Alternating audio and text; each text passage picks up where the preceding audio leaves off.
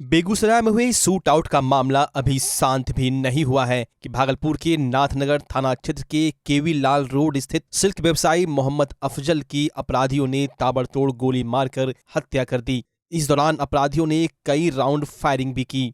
मृतक के परिजनों ने बताया कि मृतक मोहम्मद अफजल देर शाम अपनी दुकान से कुछ काम के लिए जब बाहर निकला, उसी समय घात लगाया अपराधियों के द्वारा उस पर ताबड़तोड़ फायरिंग की गई। अपराधियों के द्वारा चलाई गई गोली सिल्क व्यवसायी को लग गई और वो वहीं पर गिर पड़ा, जिसके बाद दुकान में काम कर रहे उसके भाई और परिजन जब बाहर निकले तब अफजल को गिरा हुआ देखा, जिसके बाद आनन फानन में परिजन जवाहरलाल नेहरू चिकित्सा अस्पताल लेकर आए, जहां डॉक्टरों ने उसे मृत घोषित कर दिया। वहीं घटना के बाद पुलिस जांच में जुट गई है। व्यवसायी की हत्या के बाद पूरे इलाके में भय का माहौल व्याप्त है। जैसे रोजाना बैठते हैं अपने बिजनेस के पॉइंट से, तो 8 साढ़े 8 बजे के करीब जो है लोग अपना मीटिंग कर रहे हों। करते करते थोड़ी देर में, चूँकि 9 बजने के करीब हो गया था, ये निकल के बाहर निकला है तो थोड़ी सी आवाज़ आई। वो ऐसा लोगों ने महसूस किया कि जैसे पटाखे की आवाज़ है। तो फिर घर के लोग बाहर निकले, क्योंकि कारोबार घर में भी है, घर के अंदर ही से आता है। तो जब बाहर निकले तो ऐसा लगा कि जैसे आवाज़ आई पटाखे की, लेकिन जब बाहर निकले तो ऑन रोड जो है ये गिरा हुआ था। इसका नाम अफजाल नाम है। जो क्या करते हैं? जिसका कपड़े का बिजनेस है इनका जी। वही मौत हो गई थी। हाँ, ऑलमोस्ट। चूँकि जब ला रहे थे तो ऑटो पे तो सिर्फ आवाज़, जो रिवर्स आवाज़ आती है ना सांस की, वो आ रही थी। यहाँ आए तो क्या बोले डॉक्टर? तो डॉक्टर ने सीधे, वो जब ECG किया तो लाइनिंग सीधा हो गया था, यानी मीन्स क्या लग रहा है? कुछ लगता है कि आसपास में रंजिश, क्योंकि होता है क्या कि जब आदमी बिजनेस करता है तो 2-4 लग जाते हैं। भागलपुर की सीनियर एसपी ने बेगूसराय कांड को लेकर सभी थाना प्रभारियों को सुरक्षा व्यवस्था को लेकर कई दिशा निर्देश दिए थे। इसके बावजूद भी देर शाम अपराधियों के द्वारा घटना को अंजाम दे दिया गया और इस प्रकार पुलिस की तैयारी को अपराधियों के द्वारा एक बार फिर से चुनौती दे दी गई है। वहीं घटना की जानकारी मिलते ही सीनियर एसपी बाबूराम घटनास्थल पर पहुंचे और छानबीन में जुट गए। उन्होंने बताया कि गोली का खोखा काफी संख्या में घटनास्थल से बरामद हुआ है। उन्होंने बताया कि मृतक को अपराधियों ने 4 गोली मारी है और अपराधी हत्या की ही नीयत से आए थे। पुलिस अपराधियों की पहचान करने में जुट गई है। व्यवसायी की यहाँ गोली मारकर हत्या कर दी गई है नाथनगर में। इस पे यहाँ जो खाली खोखा है काफ़ी संख्या में मिला है और लगता है 4 गोली लगी है। तो हॉस्पिटल में ले जाते क्रम में उनकी डेथ हो गई है। तो ऐसा लग रहा है कि जो भी लोग थे वो हत्या करने के इरादे से ही आए थे। तो अभी जांच की जा रही है और जल्दी ही इसका उद्भेदन करके अपराधी की गिरफ्तारी सुनिश्चित की जाएगी। भागलपुर में अपराधी इस कदर बेलगाम है कि बीच बाजार में सिल्क कपड़ा व्यवसायी पर ताबड़तोड़ फायरिंग कर दी और प्रशासन 1 घंटे बाद पहुंचकर मामले की जांच में जुटी। जिले के नाथनगर थाना क्षेत्र के केबी लाल रोड का पूरा मामला है, जहां सिल्क कपड़ा व्यवसायी मोहम्मद अफजाल अंसारी को अपराधियों ने भून डाला। घटना के बाद पुलिस कप्तान बाबूराम मौके पर पहुंचे और जांच की। डॉग स्क्वाड और FSL की टीम मौके पर पहुंची। इस बीच गश्ती गाड़ी को सूचना मिली कि अपराधी चंपानगर की तरफ भागे हैं। गश्ती गाड़ी ने पीछा किया, तभी अपराधी पुल के पास बाइक छोड़कर फरार हो गया। मामले को लेकर परिजन और कपड़ा व्यवसायियों में आक्रोश देखा जा रहा है। अफजल के घर के सामने जब मीडिया पहुंची तो परिजन बिलख पड़े और अपना दर्द बयां किया। अफजल की बहन फरा ने बताया कि वो अपने दुकान से बाहर निकले थे, तभी उन पर गोलियां चलाई गई। जब पहुंचे तो वो जमीन पर गिरे हुए थे। उनकी किसी से कोई दुश्मनी नहीं थी, अपने कारोबार से मतलब रखते थे। घटना के घंटे भर बाद पुलिस पहुंची। हम चाहते हैं अपराधी को सजा हो।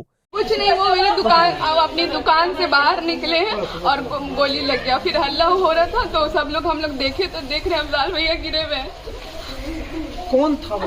कुछ नहीं पता, कोई दुश्मनी कुछ नहीं है किसी से, पता नहीं क्या अच्छाई का है, बस सबके साथ अच्छा नहीं होना चाहिए। प्रशासन कोई अभी तक कुछ पुलिस आई 1.5 घंटा 2 घंटा बाद और आके देख रही है ऐसे। जब ऊपर से चिल्ला के बोले कि आके क्या कर रही है पुलिस, इतना देर आई है और देख रही, तब आदमी लोग को हटा रहा है, हटो तब काम आधा 1 घंटा, और 1 घंटा के बाद शांति हो गया पूरा। क्या चाहते हैं आप? हम चाहते हैं इंसाफ मिले, जो है उसको भी सजा मिले। कांग्रेस विधायक दल के नेता अजीत शर्मा ने कहा, आश्चर्य है ऐसी घटना हो रही है और पुलिस देर से पहुंचती है। यहाँ के पुलिस अधीक्षक के नियंत्रण में थाना अध्यक्ष नहीं है। SSP को ऐसे अधिकारियों पर कार्रवाई करनी चाहिए। आश्चर्य है कि पुलिस इतने देर से जाती है, इतनी घटना होने के बाद। हमें लगता है कि यहाँ जो सुपरिटेंडेंट ऑफ पुलिस है बिल्कुल अलर्ट नहीं है, उनके कंट्रोल में थाना अध्यक्ष नहीं है। क्यों घटना घट गई और ताबड़तोड़ गोलियां चली और मौत हो गई। उसके बाद सुनते हैं कि 1 घंटे बाद पुलिस गई है। मेरे को सूचना मिला है, ये तो बिल्कुल गलत है। ये तो मैं चाहूँगा कि पूरी जो पदाधिकारी उनका स्विच ऑफ था, सुना, वो गए नहीं, बात नहीं हो पाई उन किसी से। निश्चित तौर पर एसपी को, डीआईजी को उस पर कार्रवाई करनी चाहिए। अगर ये कार्रवाई नहीं करेंगे, इस तरह से मौत होगा, हम लोग चुपचाप तो नहीं बैठेंगे। हम लोग माननीय मुख्यमंत्री को पत्र लिखेंगे। मैं शाम तक इंतजार कर रहा हूँ क्या कार्रवाई करते हैं, नहीं तो फिर पत्र लिखूंगा मैं। सर कहीं ना कहीं लगता है कि बेगूसराय में भी इस तरह की घटना हुई है और वहाँ भी अपराधी अब तक पुलिस गिरफ्त से फरार है, यहाँ भी अपराधी फरार हो चुके हैं। लगता है सर कुछ कार्रवाई हो सकती है? नहीं, बिल्कुल होना चाहिए। देखिए, पता नहीं ये अभी तक तो शांत था, ये क्यों हो रहा है, किसकी साजिश है, ये तो जांच के बाद ही पता चलेगा। लेकिन जो भी हो, घटना जब घटे तो निश्चित तौर पर जो वहाँ पर थाना अध्यक्ष है उसको तुरंत पहुँचना चाहिए। एसपी का आखिर क्यों पोस्टिंग होती है? एसपी का काम क्या है? लॉ एंड ऑर्डर को संभालना। आखिर ये हिम्मत कैसे कर रहा है अपराधी? किसका सह है? अगर आप नहीं कर पा रहे हैं कंट्रोल तो आपको बिल्कुल आपको कार्रवाई नहीं कीजिएगा। आप थाना अध्यक्ष पे तो क्या कीजिएगा? नहीं होगा तो मैं माननीय मुख्यमंत्री को लिखूंगा कि सुपरिटेंडेंट ऑफ पुलिस काम नहीं कर रहे हैं। वहीं भागलपुर के पूर्व सांसद और भाजपा के कद्दावर नेता सैयद शाहनवाज हुसैन ने भागलपुर में हुई सिल्क व्यवसायी की हत्या मामले पर दुख व्यक्त करते हुए बिहार में बढ़ रहे आपराधिक मामलों पर चिंता जताई और सरकार से अपराधियों को जात पात के चश्मे से ऊपर उठकर देखने और कड़ाई से आपराधिक घटनाओं पर लगाम लगाए जाने की मांग की गई।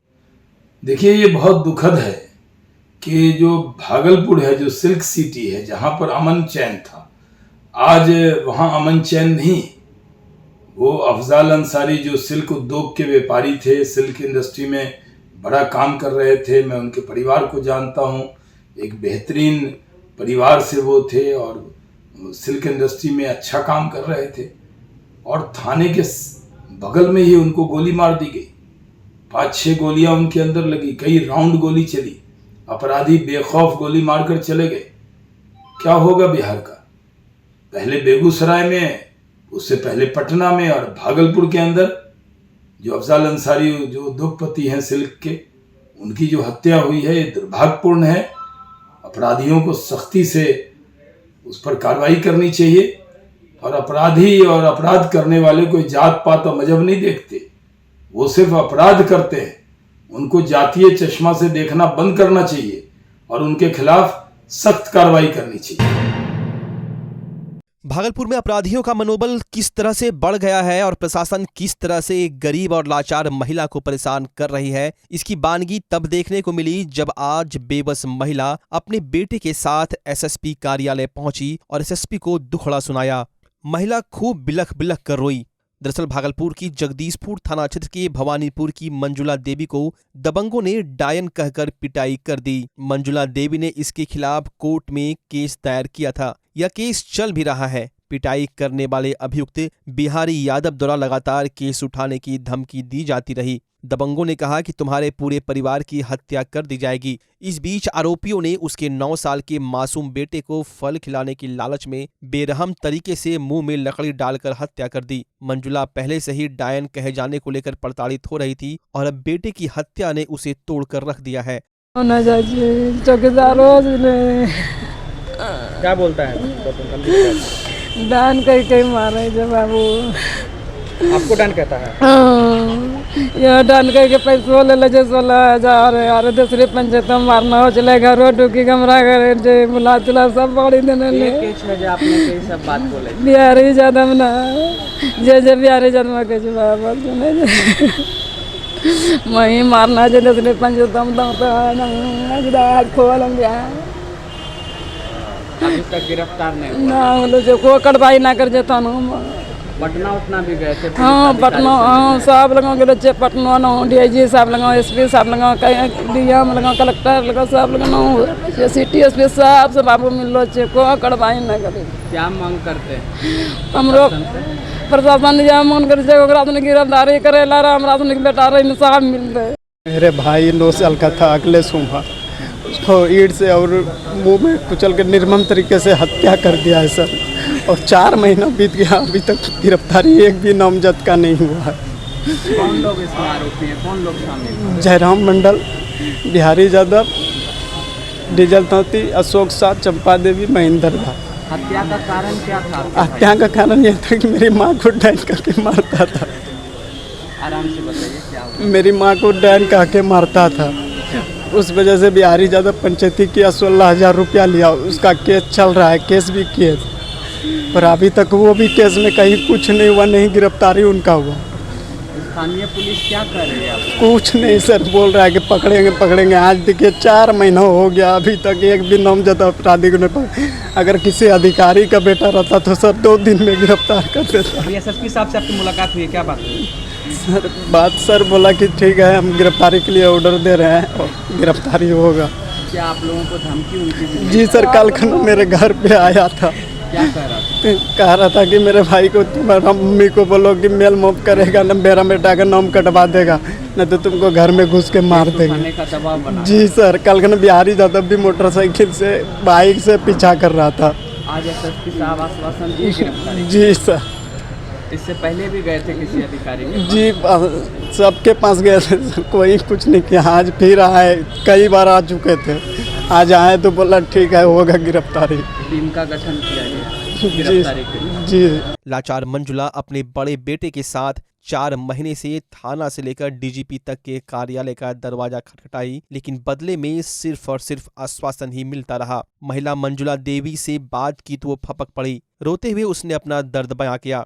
मंजुला देवी ने बताया कि बिहारी यादव उसे डैन कहकर लगातार उसके साथ मारपीट करता है। थाना भी कई बार गई, लेकिन थाना परेशान करता है। 16 मई को उसके बच्चे को मार दिया, अब उसे और उसके बड़े बेटे को मारने की धमकी दे रहा है। बिहारी यादव पीछा करता है, बहुत डरे हुए हैं।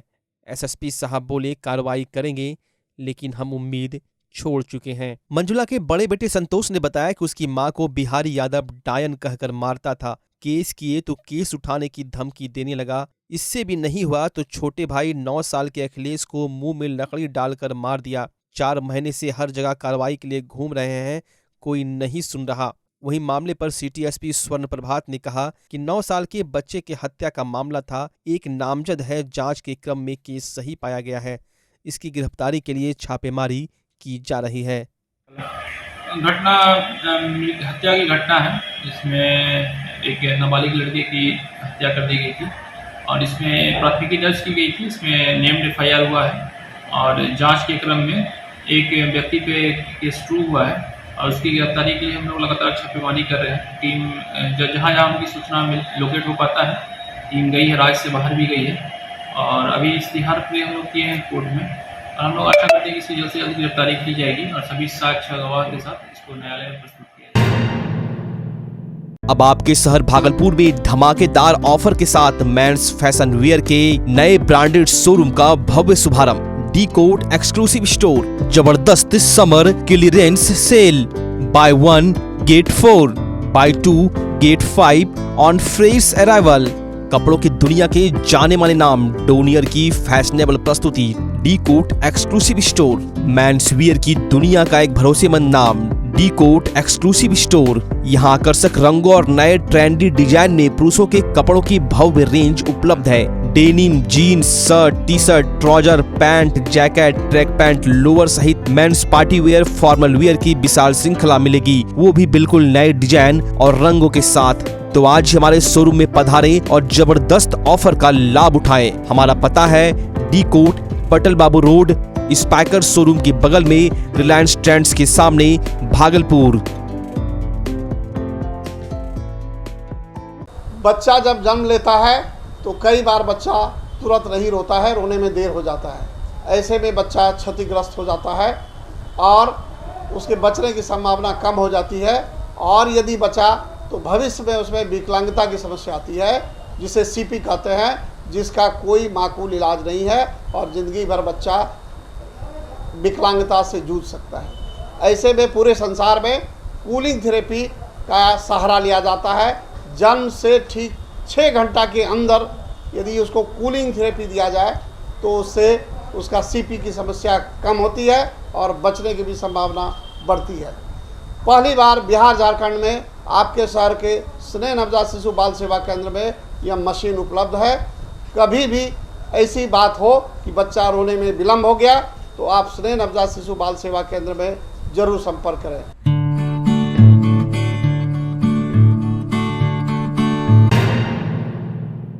सूबे के मुख्यमंत्री नीतीश कुमार ने पटना से मुख्यमंत्री ग्रामीण सोलर स्ट्रीट लाइट योजना का शुभारंभ रिमोट के माध्यम से वीडियो कॉन्फ्रेंसिंग के द्वारा किया। कार्यक्रम के दौरान उप मुख्यमंत्री तेजस्वी यादव भी मौजूद रहे। मुख्यमंत्री नीतीश कुमार ने कहा कि सोलर स्ट्रीट लाइट योजना की शुरुआत होने से गांव की तस्वीर पूर्ण रूपेण बदल जाएगी। कार्यक्रम को लेकर भागलपुर की समीक्षा भवन में जिलाधिकारी सुब्रत कुमार सेन सहित कई पदाधिकारी मौजूद थे और पंचायती राज विभाग बिहार द्वारा सोलर स्ट्रीट लाइट योजना के उद्घाटन सत्र में वीडियो कॉन्फ्रेंसिंग के जरिए सभी केंद्रों पर इसका उद्घाटन किया गया। बताते चले कि बिहार के हर वार्ड में 10 सोलर लाइट लगेंगी। पंचायतों में सार्वजनिक स्थलों जैसे कि स्कूल, आंगनबाड़ी केंद्र, हेल्थ सेंटर, पंचायत सरकार भवन और धार्मिक स्थल पर 10 अतिरिक्त सोलर लाइट भी लगाए जाएंगे। जिलाधिकारी सुब्रत कुमार सेन ने भागलपुर के तमाम पंचायतों में इसे जल्द से जल्द अमल में लाने की बात कही।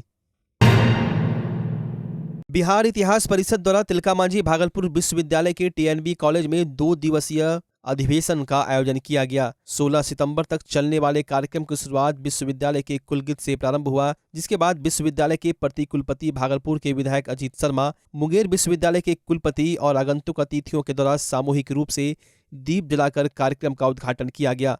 अधिवेशन में दिल्ली विश्वविद्यालय, कोलकाता विश्वविद्यालय सहित देश के अन्य विश्वविद्यालयों के साथ साथ प्रदेश के कई विश्वविद्यालय के इतिहासकार शामिल हुए। इस दौरान इतिहास के 4 आयामों को लेकर चर्चा की गई, जिसमें वर्तमान बिहार का इतिहास, प्राचीन बिहार का इतिहास, मध्यकालीन बिहार का इतिहास और समकालीन बिहार के इतिहास पर चर्चा की गई। कार्यक्रम के दौरान कार्य विवरणिका एवं स्मारिका का विमोचन किया गया, जिसके बाद तारीख के पन्नों पुस्तक का भी विमोचन हुआ। कार्यक्रम के अंत में बिहार इतिहास परिषद के सचिव प्रोफेसर दयानंद राय द्वारा धन्यवाद ज्ञापन करते हुए राष्ट्रगान के साथ कार्यक्रम की समाप्ति हुई।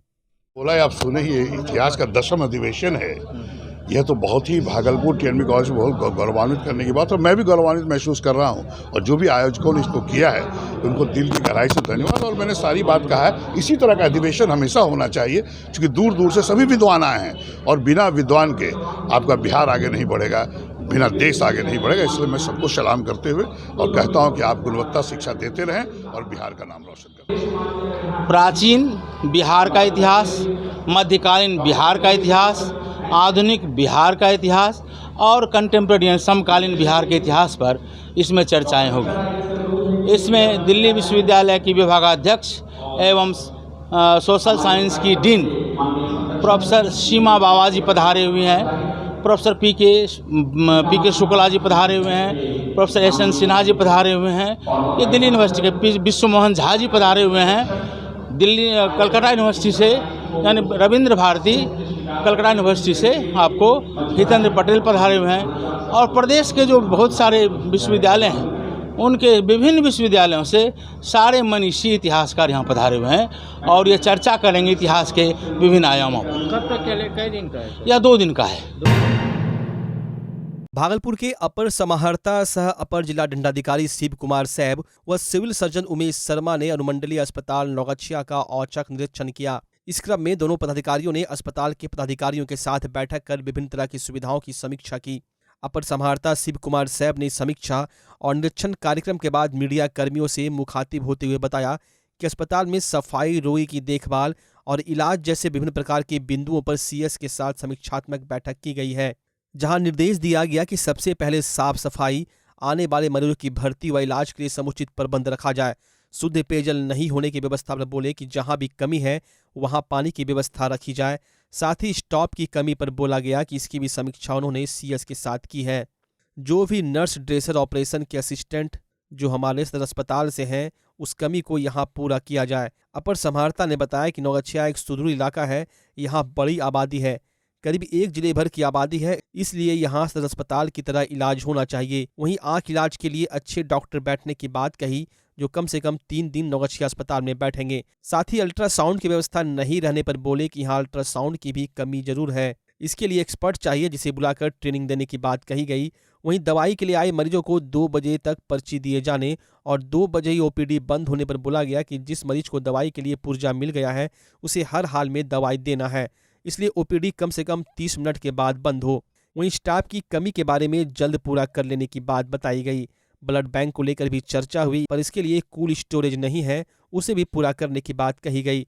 सभी अस्पतालों में कुल 58 प्रकार की दवाई उपलब्ध होने की बात बताई गई। नौगछिया क्षेत्र में बाढ़ के पानी नीचे उतरने के बाद उसके सड़ांध से होने वाली महामारी जैसी बीमारी को लेकर बताया गया कि आपदा प्रबंधक व स्वास्थ्य विभाग संयुक्त रूप से काम कर रही है। शुद्ध पेयजल के लिए टैबलेट व छिड़काव पर भी काम किया जा रहा है। अवसर पर अस्पताल अधीक्षक डॉक्टर अरुण कुमार सिन्हा, चिकित्सा पदाधिकारी डॉक्टर ब्रजभूषण मंडल, लेखापाल अमित कुमार, परामर्शी अजय कुमार सिंह, प्रवीण जगन्नाथ, रविंद्र कुमार, सोनू कुमार समेत अन्य मौजूद थे। हाँ, आयुर्वेदिक केंद्र हम लोगों का जो जिला परिषद की परिसंपत्ति है, तो वो सरकार की तरफ से भी आया है कि जहाँ भी आयुर्वेदिक पहले से चलता रहा है और आज थोड़ा सा खराब स्थिति में है, बल्कि वहाँ पर तो समझिए कि लगभग बंद प्राय है, उन सबों को हम लोग ले रहे हैं और उसका रिनोवेशन करके फिर से उनको पुनर्जीवित किया जाएगा। ये कब से होगा? तो हम लोगों का ये चीज़ एस्टिमेट हम लोगों ने कहा कि ये चीज़ें बना दी जाए और यहाँ का मुझे ध्यान है कि नौगछिया का हम लोगों की प्रायोरिटी में है, हम लोग उसको जरूर लेंगे। नहीं, बाढ़ के पानी जब भी उतरते हैं तो हम लोगों को दोनों तरफ से, हमारे आपदा प्रबंधन भी और हमारा स्वास्थ्य विभाग भी, दोनों संयुक्त रूप से, जिससे खास करके जो छिड़काव है या और कोई वहाँ पर पेयजल के लिए शुद्ध पेयजल मिलता रहे, जिसमें कि हम लोग हैलोजन पाउडर्स वगैरह ये टैबलेट डाल करके शुद्ध जल के प्रबंध। तो मेन जो रहता है प्रॉब्लम ये इन्हीं चीज़ों का कि पेयजल शुद्ध होना चाहिए, क्योंकि कंटेमिनेशन बाढ़ के पानी उतरने के बाद और ज़्यादा होता है। तो वैसी स्थिति के लिए दोनों आपदा प्रबंधन और स्वास्थ्य विभाग इसकी तैयारी रखें। Thank you. विश्वेश्वरैया जयंती यानी अभियंता दिवस पर अभियंत्रण सेवा समन्वय समिति की ओर से भागलपुर के कंबाइंड बिल्डिंग में विश्वेश्वरैया परिसर में भव्य सांस्कृतिक कार्यक्रम का आयोजन किया गया। संस्थान के मुख्य संरक्षक इंजीनियर दिनेश प्रसाद ने डॉक्टर एम विश्वेश्वरैया की 161वीं जयंती और 56वें अभियंता दिवस समारोह को लेकर सबों को बधाइयां दी। कार्यक्रम का उद्घाटन बिहार सरकार के भवन निर्माण विभाग के अवकाश प्राप्त विशेष सचिव इंजीनियर कश्यप कुमार गुप्ता ने किया। कार्यक्रम के दौरान कार्यक्रम में आए आगंतुक अतिथियों ने विश्वेश्वरैया की प्रतिमा पर माल्यार्पण और पुष्पांजलि कर उनके द्वारा किए गए कार्यों को याद किया और उनके बताए गए पदचिन्ह पर चलने की बात कही। कार्यक्रम में भागलपुर रेडियो स्टेशन के कलाकार के साथ साथ देवघर दुमका और स्थानीय कलाकारों ने भी अपनी प्रस्तुति दी। प्रत्येक वर्ष की भांति भागलपुर में जितने सारे अभियंतागण हैं वो मिलकर के विश्वेश्वरैया जी का कार्यक्रम हम लोग मनाते हैं। विश्वेश्वरैया जी का कार्यक्रम 15 सितंबर को हम लोग का ये निर्धारित समय है। सभी इंजीनियर, सभी डिपार्टमेंट के, बिजली विभाग हो, यांत्रिक विभाग हो, सिविल डिपार्टमेंट हो, भागलपुर नगर निगम का हो, बुडको हो, अन्य सारे डिपार्टमेंट के आरसीडी हो, मतलब जितने विभाग के अभियंता हैं भागलपुर शहर में कार्यरत, सभी लोगों के सहयोग से ये कार्यक्रम मनाया जाता है। उद्देश्य यही है कि हम लोग चूँकि सबसे माने हिंदुस्तान के सबसे वरिष्ठ अभियंता हैं ये, इनके मार्गदर्शन पर ही इंजीनियरिंग का सिस्टम चालू हुआ। आज के कार्यक्रम में क्या क्या हो रहा है? आज उन्हीं के कार्यक्रम को लेकर के हम लोग मना रहे हैं, प्रोग्राम बना रहे हैं। सारे इंजीनियर एकत्रित होकर के इनके प्रोग्राम को सफल बना रहे हैं।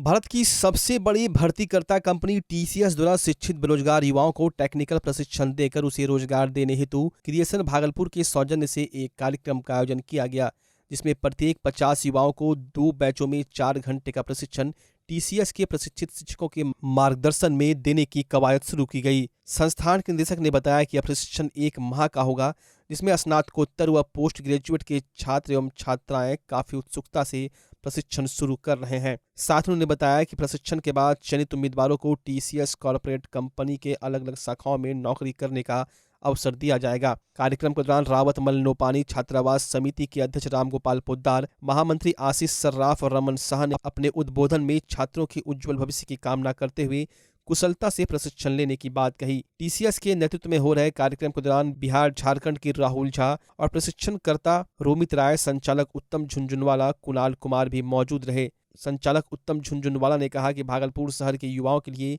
यह सुनहरा अवसर है। इसमें युवा बढ़ चढ़कर हिस्सा ले रहे हैं। ये अपने शहर के लिए बड़ी खुशी की बात है। आज यह कार्यक्रम भारत के सबसे सुप्रसिद्ध और गोल्डेस्ट कंपनी TCS के द्वारा यह प्रशिक्षण 30 दिनों तक चलेगी, जो श्री रामतवर नौपानी छात्रावास परिसर के अंदर में हम लोगों ने रखा है। हमारा क्रिएशन का उद्देश्य और हमारे युवा भारत संगठन का सदैव उद्देश्य यही रहता है कि यहाँ जो भागलपुर में युवाओं की समस्या है वो सबसे बड़ी समस्या है रोजगार की समस्या है। चूँकि बेरोज़गारी इतनी हो गई है कि हम लोग उसको देखते हैं कि बच्चे रोड पे PG करने के बाद PhD करने के बाद टहल रहे हैं, पकौड़ा बेच रहे हैं। तो वो बहुत अच्छा शिक्षित होने के कारण मुझे लगता है कि ये चीज़ नहीं होना चाहिए, चूँकि रोज़गार है नहीं, कंपनियां आती भी है तो लोगों तक ये चीज़ आवाज़ नहीं पहुंच पाती है। तो हम लोगों ने इसका पहले प्रचार प्रसार किया, लोगों के बीच पहुंचे, छात्रों के बीच पहुंचे, युवाओं के बीच पहुंचे, ये आवाज़ रखी कि आप लोग इस कंपनी से जुड़ें और इसका प्रशिक्षण प्राप्त करें। और ये भागलपुर के युवाओं के लिए सबसे सुनहरा अवसर है कि वह इस प्रशिक्षण को प्राप्त करके अपने जीवन को ही नहीं, अब तो भारत के जो उद्देश्य हैं, जो हम लोग जो युवा हैं, जो हमारा जोश से भरा हुआ जो जीवन है, उसको हम प्रेरित करें और आगे लेकर के जाएं।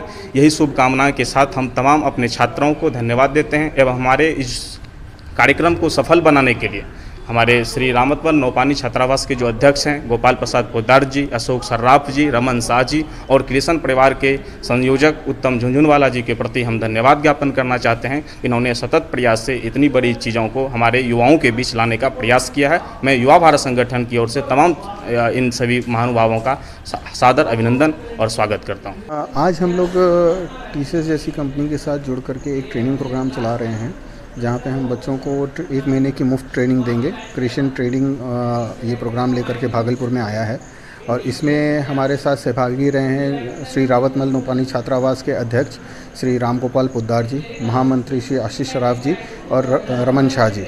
और इस ट्रेनिंग के दौरान हम बच्चों को इंग्लिश, मैथमेटिक्स और एनालिटिकल स्किल के ऊपर शिक्षा देंगे और साथ ही साथ एम्प्लॉयबल कैसे बनना है इसके ऊपर बताएंगे। और उसके बाद ये बच्चे जो है TCS जैसी कंपनियों में नामांकित करके अपना ट्रेनिंग कंप्लीट करने के बाद वहाँ पे इंटरव्यू वगैरह देंगे और फिर वहाँ पे सिलेक्शन होगा इनका। हम चाह रहे हैं कि भागलपुर में जो एक बेरोज़गारी की समस्या है उसको पूरा तरह से ख़त्म करने के लिए हम चाह रहे हैं कि TCS जैसी कंपनियाँ एक बार स्टार्ट हों, ताकि पीछे पीछे हम और भी बड़ी कंपनियों को, कॉर्पोरेट्स को यहाँ पे ला सकें। और यही हमारा मेन उद्देश्य है और इसी के लिए क्रिएशन हमेशा प्रयासरत रहा है।